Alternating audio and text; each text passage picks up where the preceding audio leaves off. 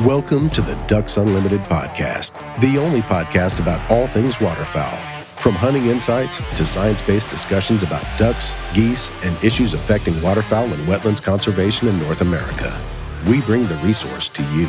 The DU Podcast with your host, Dr. Mike Brazier. On today's episode, we're going to bring you our first update of the summer from the Prairies, Prairie Pothole region. It's going to be a bit of a different episode because we're going to piece together conversations with two different individuals. We're going to have someone from the U.S. side of the border talk with us about habitat conditions up there. And then we're also going to have someone from Canada. Dr. Scott Stevens will join us on the latter half of this episode to give us an update from there. But right now, we're joined on the phone by Dr. Johann Walker, Ducks Unlimited's Director of Operations for the Great Plains region. Johann, it's great to have you here. Hey, great to be here, Mike. Nice to talk to you. This is always an exciting time of the year. Birds have returned north. They're settling out across the landscape.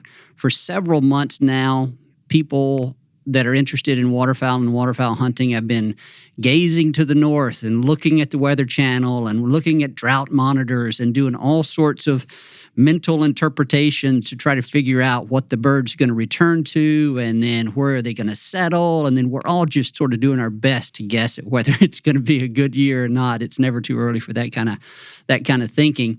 And so this is our first real opportunity to talk with you about what you are seeing. It has certainly been an interesting past few months. We are recording this the very first week of May, just to give people a little bit of context. And so, Johann, take us back a few months as we were coming out of winter and we're already starting to look forward to spring. And then what were things like then in North Dakota? Let's just start there. And then what happened? I know there's a lot of big news that has come out over the past several weeks. So walk us through that in terms of what we saw. Yeah, thanks, Mike. I think that's a good sort of place to start. We came out of what was initially a fairly snowy winter around Christmas time or so. And then it dried out and got super cold and did not snow, which had many of us on the edge of our seat at DU here in Bismarck, knowing that we were dealing with severe drought conditions going into fall, and we'd been hoping for a much snowier winter. So we were coming out maybe average, and had we been coming out of a wet year, we would have expected decent wetland conditions. But say 1st of April, I was thinking, if this doesn't start to turn around, we're going to have another pretty dry year. Maybe not quite as bad as last year, but pretty dry. And drought monitors were saying similar things. And then I think it was the week of the 12th of April. So that Monday was the 11th. And that week, a pretty massive snowstorm worked up along the eastern front of the Rocky Mountains and moved northeast through North Dakota and left behind anywhere from, 8 to 38 inches of snow. Places like Minot received over 3 feet. Most of eastern North Dakota received somewhere between 1.5 feet and 2 feet of heavy wet snow over that 3-day period at the end of that week. The moisture equivalent there was somewhere between 3 and 6 inches, depending on where you were. So that was a huge shot in the arm. Now, the interesting thing about it is anyone who's a serious duck nerd will know that lots of ducks had already arrived. Some may have already gone past us. Some may have headed back south as a result of that briefly and then came back north. So all those settling questions are still in play, but that really improved the moisture profile in the soil. Then about 2 weeks later, 10 days later, we got another blizzard that dumped snow in some places and rain in others, but the moisture equivalent there was about another 3 inches on average over most of eastern North Dakota. Again, that put some water on top of the ground, and I've been out a little bit making some trips around the state and have seen good numbers of ducks. Not the kind of thing you would expect in the wettest years, but a massive improvement over last year in terms of the amount of water out on the landscape. North Dakota, for the most part, except for the very northwest corner of the state, has been lifted out of drought conditions, at least according to the drought monitors. But we're still for the last 6 months, not much above what we would consider average precipitation. So it's good, but we're still working our way out of the drought conditions that have built up over a couple of years. That's really good perspective, and I wasn't exactly aware of that particular issue. Is like, how far out of the drought have we come? Is this a record year in terms of the number of wetlands we're going to see? It sounds like it's not. It sounds like we're not seeing tremendous amounts of flooding there in North Dakota. What can you tell us about that? So Red River Valley and east of the really traditional breeding pothole country is got a lot more snow. But that snow didn't fall in the places with the best wetlands, unfortunately. So there is flooding up through the Red River Valley into Manitoba, but kind of east of what I consider the most productive areas for breeding ducks. And then as you move your way west in the northwest corner of the state, there are still drought conditions, which is kind of classic North Dakota, right? Where we got floods on one end of the state and drought on the other. But in the middle, which is a lot of good breeding duck country, we're definitely in better shape than we were last year. From an agricultural point of view, I think they got a little more water than they would have liked all at once while they were trying to start planting and people were calving. But my impression is that the wetland conditions have really improved. I would be surprised, Mike, if this was any kind of a record, but not having data for a couple of years, I'm cautious about making any strong predictions. Yeah, it'll be interesting to see what North Dakota Game and Fish comes up with their surveys. They have continued to conduct those state-level surveys for the past 2 years, and so we'll at least have some comparisons there. I'm sure there will be a huge jump up from last year. What have you seen regarding how high the water is in the potholes? Is it in that rim of vegetation? I was talking to somebody the other day about what this might mean, what we might see once pictures start coming out, and once we get reports from the BPOP survey later this year. We were thinking about canvasbacks. You know, the conversation I had with Mike Anderson last year was of the context of we're seeing good growth, although the wetlands were dry. He was seeing robust growth of that emergent vegetation around the rim of the wetlands, and he said once water returned, it should be great nesting habitat for those overwater nesters. Is the water up in the vegetation at the rim of those wetlands now? Yeah, so I took a drive out to Fargo along Interstate 94 just for a little context over the weekend, and the semi-permanent wetlands like you describe and larger seasonal wetlands were for the most part starting to look fairly full.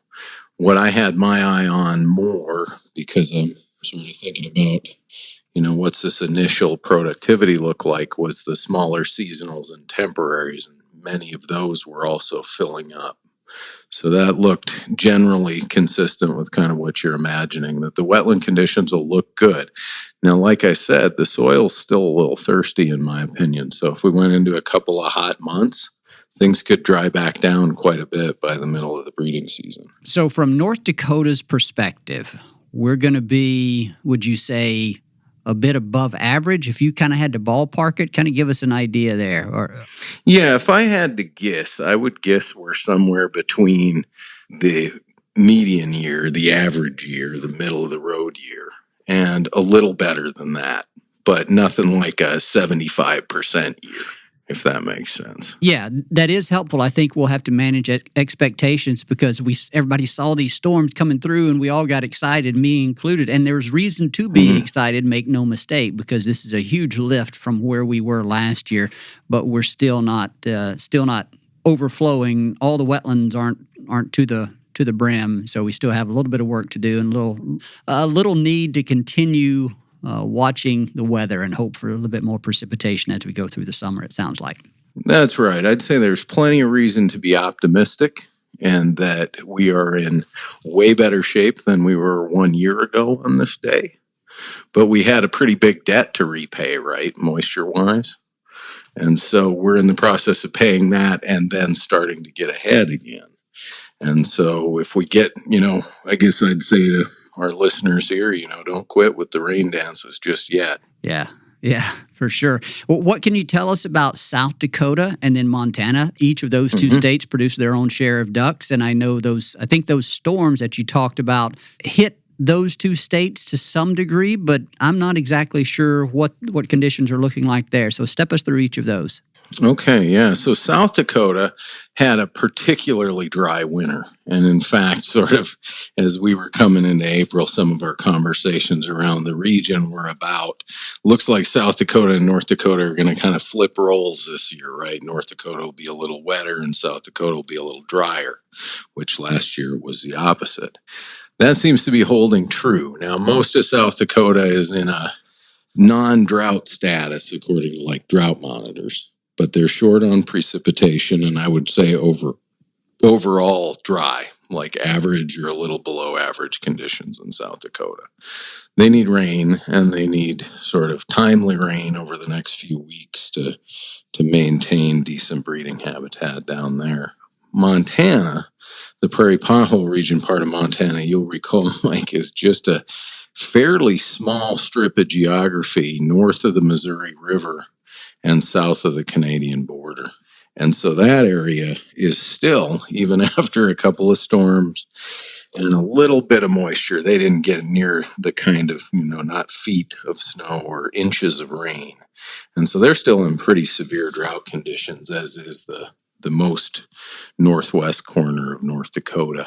And I don't expect a lot of productivity out of there unless really massive rains start coming down in the next couple of weeks. I was talking with Jim Hansen from Montana a few weeks ago, kind of inquiring with him about how the wetland conditions were shaping up, and he echoed basically what you just told me. He did say that the ranchers, the farmers of that area it was enough to kind of make them breathe a little easier. Things aren't quite as dire for them as they were about 2 months ago or so. Does that sound about right? It gave a little bit of moisture and gave some relief to our agricultural partners up there, but maybe not enough to put a whole lot of water in the wetlands. Yeah, I think that's accurate. I mean, that's a good way to think about it too, because when you're looking at drought monitors and it's like, oh, well, it's not in drought.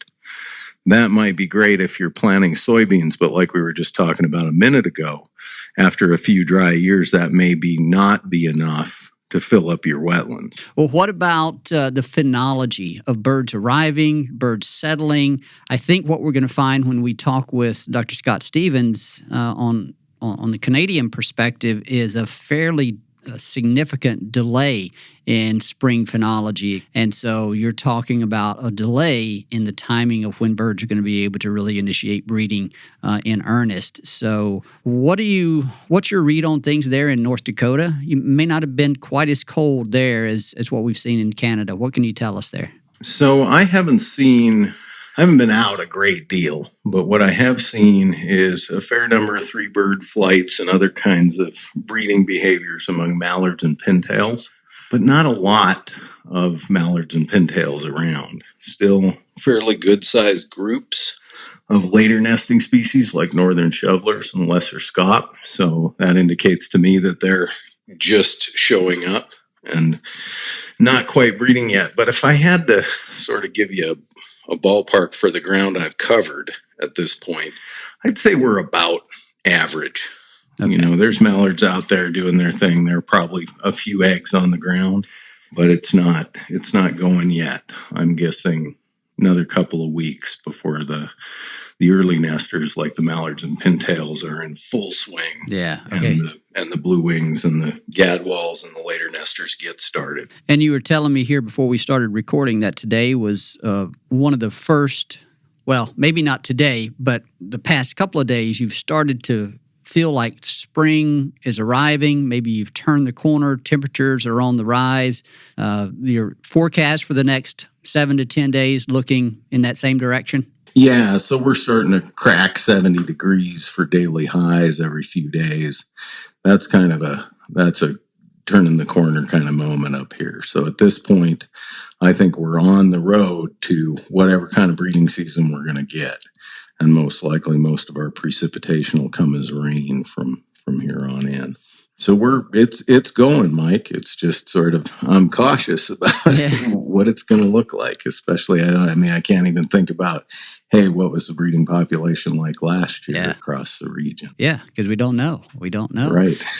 And we'll have some of that information coming out later this summer. We'll be, as far as you and I are aware, they are right on the cusp of initiating the breeding population survey. I do intend to reach out to some of our federal partners to get an accurate update on how that's progressing.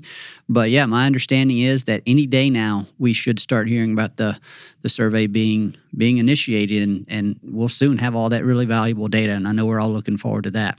You bet. And that North Dakota survey that you mentioned earlier will give us a little bit of context, sort of to compare the last couple of years too. So I'm eager to see some of those early diagnostics and kind of get a sense of what might really be going on out there. It's been a different couple of years, as everyone knows. Sure has. And we're all ready to put it behind us and get back to normal. So that's for sure.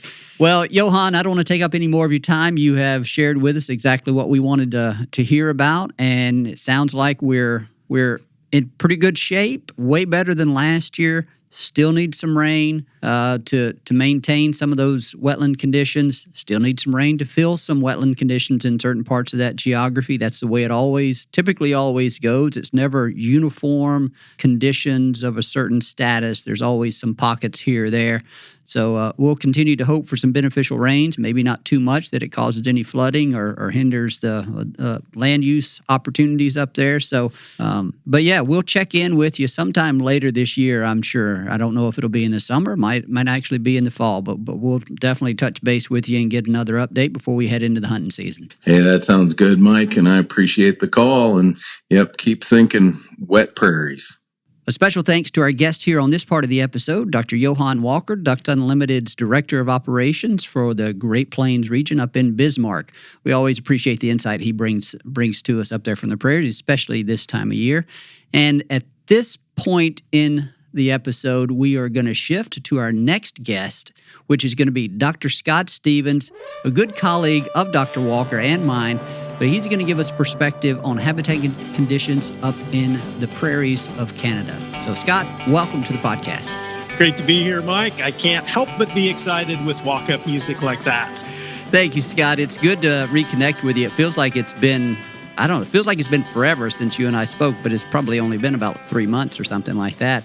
But a lot has happened in those 3 months. One of the things I typically do is introduce you and your title as I forget what it was, but what I do know is it has changed. And so that's the first thing that we want to pick up on, is just for the people that have heard you so many different times, just to make them aware of, a slight position change for you there with Ducks Unlimited Canada. You used to be like a director of regional operations for the Prairies and Boreal, something of that nature. But tell us what you're doing now. Yeah, so now my new title is National Director of Business Development, which means that I have a new team of folks that's mostly our fundraising group, and includes our international partnerships with fall flights, with state agencies and NACA and those kind of things. So, new role and new opportunities to take on. Well, that's pretty cool. Congratulations on the move there. And it just kind of helps introduce some of our listeners here to a few of the different things that we do, different parts of the organization. And we'll probably have you on to talk about that particular aspect of what you do with Ducks Unlimited Canada sometime here in the future. And that'll provide a neat contrast to some of the previous conversations we've had with regard to your involvement in some of the programs up there. So appreciate that little input and that little information for us. We do want to talk on this episode about habitat conditions there in Prairie, Canada. We spoke with Johann about what's going on the U.S. side of the border, but of course there is a tremendous amount of habitat and breeding ducks and breeding duck potential that occurs obviously in the prairies of Canada as well, and so that's always an important part of the conversation. This is sort of an armchair view of what's happening there. We don't have any data that you or I are going to bring to this particular conversation right now. That will be forthcoming, again, because we have the breeding population survey, waterfowl breeding population and habitat survey being conducted this year.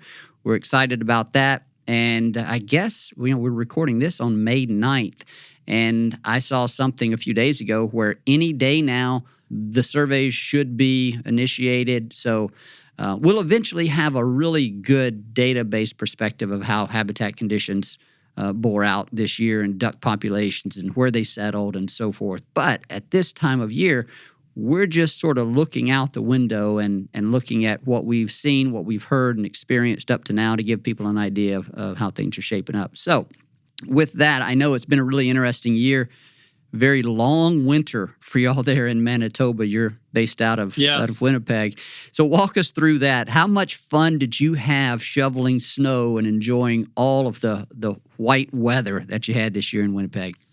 Yeah, I've been over snow for a while now, and I would even tell you that I put my snowblower in the garden shed, and this would have been at the end of April, and I had to go get the dang thing back out because we were slated to have another blizzard in May. So we seem to be through that now, but winter did not want to end, and then after we got some of those blizzards, we also had a low pressure system that provided rain on the back end. So we've had a lot of wet spring weather, which is kind of what we've talked about in the past. You need to compensate for some of the challenges that we had in the past fall. And so, I would say, at least here in Manitoba, the conditions have improved quite a bit since the last time we talked. And we can cover the other bases. Not as much improvement in Saskatchewan and Alberta, still drier conditions in the southern part of those two provinces.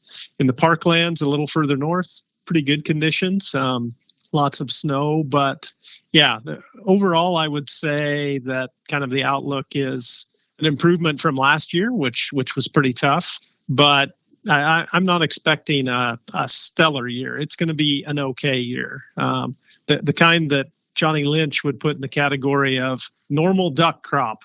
Now, Scott, I want to kind of partition things out a little bit more, or at least talk about them in some specificity here from region by region. But the first thing I want to ask you to do, if I gave you, I'm going to say 4 different regions there in kind of prairie and prairie parkland Canada. If we throw the parklands, which is that transitional zone between the prairies and the boreal forest, stretches across Manitoba, Saskatchewan, Alberta. If we take that prairie parkland area all as one region, and then if we take kind of southern Manitoba, southwestern Manitoba, that's where the majority of the duck habitat is going to be. And then if we take southern Saskatchewan, prairie Saskatchewan, and then prairie Alberta, rank those 1 through 4 in terms of their on average kind of potential to produce ducks. Not this year, but let's say if we were just to say over the past 30 or 40 years, how would you rank those most productive to number 4? Yeah, so at the top of the list would be southern Saskatchewan, sort of prairie Saskatchewan, and then would be southern Alberta. And then we'd probably jump back to parkland Saskatchewan, and then in the mix we'd throw probably parkland Alberta and Manitoba. Manitoba, the challenge is there just isn't. We don't have a big chunk of area that's pothole country in Manitoba, so it's smaller geographically than some of the other areas in the other 2 provinces. I asked that question because this is another classic year in which we have variable habitat conditions across that geography that we just described there. The heavy snow, the blizzards, the rain, the abundant runoff of water from those storms has been greatest in southern Manitoba, southwestern Manitoba, and that kind of ranks farther down the list in terms of which of those regions is most productive. Not saying there aren't important duck areas there.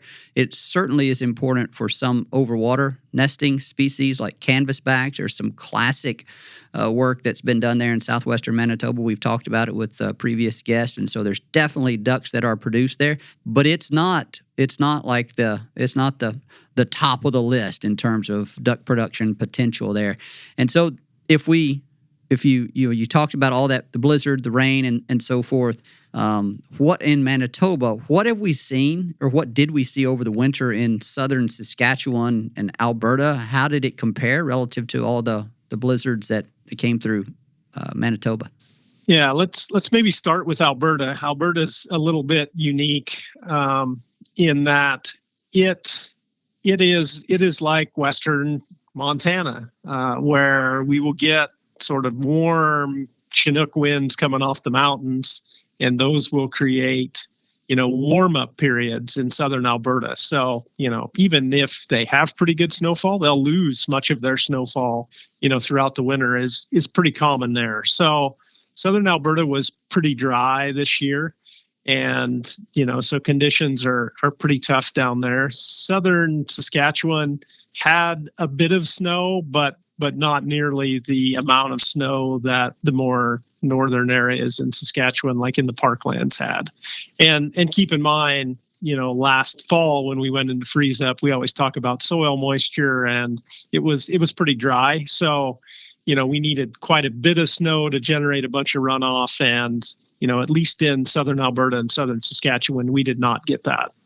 Now, what about the amount of moisture that would have fallen in those areas relative to how it could have benefited ranchers and agricultural producers? That's always the other important part of this conversation when we think about the places we work, the partners that we have across that landscape. Working lands programs are vital to our effective conservation work, and so we always think about the people that are working those lands, ranchers, farmers, and they've struggled from drought conditions as well, although the moisture may not have been enough to refill all the wetlands in southern Saskatchewan and southern Alberta, as you just described. What does the soil moisture condition look like as we're going into spring for those areas from the perspective of ranchers and agricultural producers? Yeah, the short answer is much better than where we were last year at this time. So, I actually haven't studied the recent drought maps, but I would say we're probably closer to normal than we are sort of the significant drought that we had last year. So, conditions will be better for some of those ranchers, even for people who are looking to plant a crop this year. Soil moisture is okay where they aren't going to be too worried about that right now. And, as always, you're looking for the next dose of precipitation. And we had a bit of that here in Manitoba. We had rain all day today, so more moisture going into the ground. And I know I was looking at the radar earlier, and that was passing across southern Saskatchewan. So that's still there, and we're getting spring precipitation, but it's probably not enough that's going to run into wetlands and refill wetlands that are either dry or not at their capacity. Scott, I'm actually looking at the Canadian Drought Monitor right now. I think this is the April 30th date that I'm looking at, and there's actually a fairly large portion of southern Saskatchewan that by indication on this map is drought free. But as we've talked about with other folks, just because an area is drought free doesn't necessarily mean they received enough rain to refill wetlands. It's kind of like we talk about different things in terms of what those drought maps are telling us. So most of eastern Saskatchewan is in like an abnormally dry kind of condition, but then as you work your way west into western Saskatchewan and then into southern Alberta, you get into moderate drought all the way up to extreme drought. So those areas are still, as you described, pretty dry, and we are going to be continuing to look for some beneficial rains in those areas. Now we contrast that with what was happening in Manitoba from all that rain, and interestingly, this is a bit of a surprise to me. There is still some abnormally dry areas there in southwestern Manitoba, starting around Brandon and working the way north up the west side of the province there. That's a bit of a surprise to me. I figured that all of Manitoba would be out of drought, but it looks like there was some kind of regional variation in where that rain fell. But what I do want you to talk about here is just how much snow and rain fell there. And I guess what we would say is the Red River Valley. One thing that some people may not realize, I didn't until I actually worked up there as a field technician.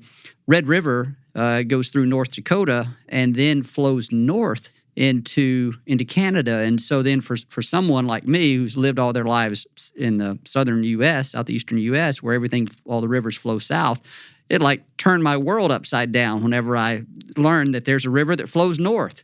So some of the snow that we talked about with Johann that fell in North Dakota and is now melting and running off is actually contributing to some flooding issues actually in Manitoba, right? Yeah, and that whole idea of water moving to the north and then flowing into a lake that's still covered in I was out there a few weeks ago and it was covered in 40 inches of ice still.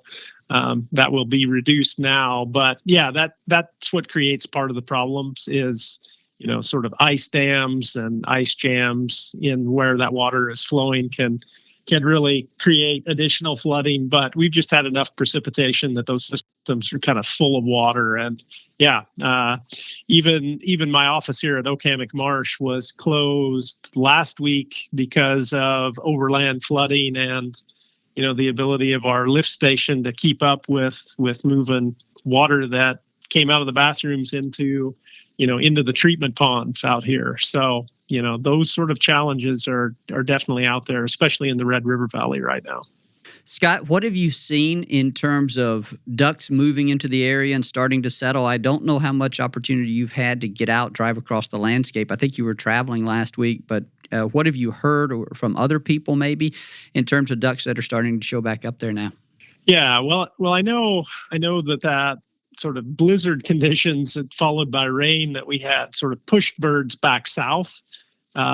So, we are just over the past week, just now warming up where, birds are moving back in. I was out for a run yesterday morning and saw my own first pair of blue-winged teal. I was very excited to see blue wings back here, one of my favorite ducks. So to see them on the wing cruising around was good again. But yeah, the spring is, with all that snow, the spring is a little later than normal.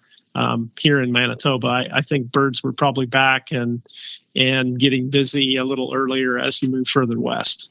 I was talking to one of your colleagues there at DU Canada, Dr. Jim DeVries. I guess it would have been early last week. I was kind of quizzing him on what he had seen and asked about the phenology, the timing of things this year because of the storms and the abnormally cold weather that y'all had.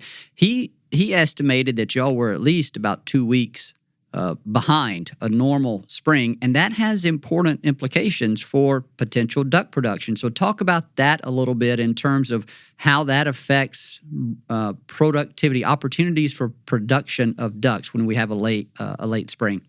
Yeah, we know from lots of research that the earliest birds are the ones that are the most successful in actually producing young that survive through the fall and winter and come back to breed. Sort of true recruitment, we would call it, recruitment into the breeding population. So, yeah, when you have delays like this, it just means the earliest birds are a little later in the year. I would say that the precipitation that we got will more than compensate for those delays just because of the improved habitat conditions, and that'll let them have good conditions for re-nesting if they have a little lower nest success early on. So I think the trade-off was a good one this year here in Manitoba, but I suspect that phenology is a little more normal as we head west. Scott, as we start to wrap up this particular episode here, one thing that I don't think we've talked much about, and it's very important this year where we have, very important for people to be aware of this year, where we have much improved wetland conditions, which we're all excited about, is certainly on the U.S. side, in portions of Manitoba, portions of Saskatchewan. There's still some dry areas in western Saskatchewan and Alberta, as we've talked about. But as we have this tendency to kind of get excited about the productivity of the wetlands, the improved conditions, one thing we have to remember is that part of what we see in the fall is dictated by the number of birds that come back north, our breeding population. And so if that in turn is dictated partially by the production that we saw last year, and we all know there was very little production last year. So talk about that a little bit in terms of what we might expect. We'll obviously have some numbers later on from the breeding population survey, but if you just kind of had to speculate about it right now, given what we know over the past few years in terms of some depressed productivity, what do you think we're going to be looking at in terms of that breeding population that has returned north? Yeah, I think that breeding population is probably going to be the lowest we've seen in quite a while, given the production was low last year. We know that we're not adding birds to the population after we get past the summer. So then it's just birds being subtracted out of the population from natural mortality, hunting mortality, those kind of things. So, given where we were the last time we had breeding waterfowl surveys, I think this is going to be probably the lowest the lowest breeding population that we will have counted in quite a while. Now, there was sort of a stepwise decline in that as we went down, but now we're catching, the spring after a poor production year. And that would be my bet, is this will be kind of the lowest overall breeding population that we've seen for probably a couple decades. Oh, wow. I wasn't expecting that. But we'll see how that plays out. But you could be right there. I hadn't really thought about it because, we've had 2 or 3 years of pretty low production. Last year was, by all accounts, certainly out of the prairies, very low. So, it'll be very interesting to see what we get out of the breeding population survey. And that'll give us a lot to talk about because we haven't had anything the past couple of years. So there's a lot of uncertainty even going in with some of the quote, speculation that you and I are doing right now. Yeah, that's right. Well, the good news is we've all been trained for years and years on speculating, and maybe it's easier when you don't have data. But that would be what I would lay out ahead of time, ahead of seeing any data. Is I think it will be pretty low, the lowest we've seen in quite a while. Now, the good news is, if we think about density dependence, what we know from years of data is that when we have low population levels, but we have good breeding habitat conditions, then we can expect pretty high per individual productivity. So there's still a great opportunity here for the production of a fair number of young birds. We'll see how all that plays out. We obviously aren't going to have brood surveys, at least across a wide range, but we'll get some indication kind of farther into the future on what production was like this year. And it'll definitely be better than what it was last year. We know that for a fact. Yeah, I would say the other thing we know is that after you come out of those dry periods, usually those initial years when you're getting back wetter, those are pretty productive years. So I would agree that I think, areas that have been dry, like southern Manitoba was pretty dry last year, and we've got water there now. I would expect birds to be pretty productive in that system. So I think there is some reason for optimism. But this is, we're starting with a breeding population that's going to be one of the lowest we've had in a while. So even with good production, it's not going to be a record fall flight. I'll go out on a limb and say that.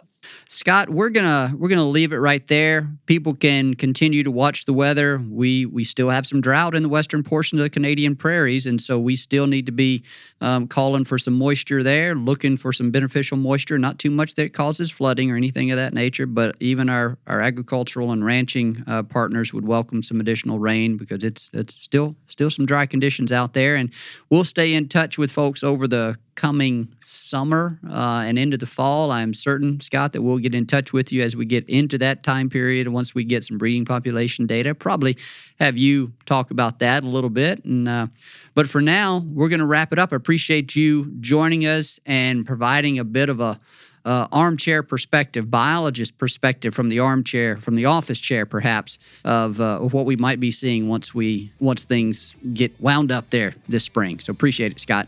Yeah. Thanks for having me. Always fun to join and speculate. Thank you, Scott. A very special thanks to our guest on today's episode, Dr. Scott Stevens, National Director of Business Development for Ducks Unlimited Canada. We always appreciate his time here on the podcast. We thank our producer, Chris Isaac, for the great work he does on these episodes. And then to you, the listener, we thank you for your time in joining us on these episodes and for your support of wetlands and waterfowl conservation. Thank you for listening to this episode of the DU Podcast. Be sure to rate, review, and subscribe to the show. And visit www.ducks.org/DU Podcast for resources based on today's topics, as well as access to more episodes. Opinions expressed by guests do not necessarily reflect those of Ducks Unlimited. Until next time, stay tuned to the Ducks.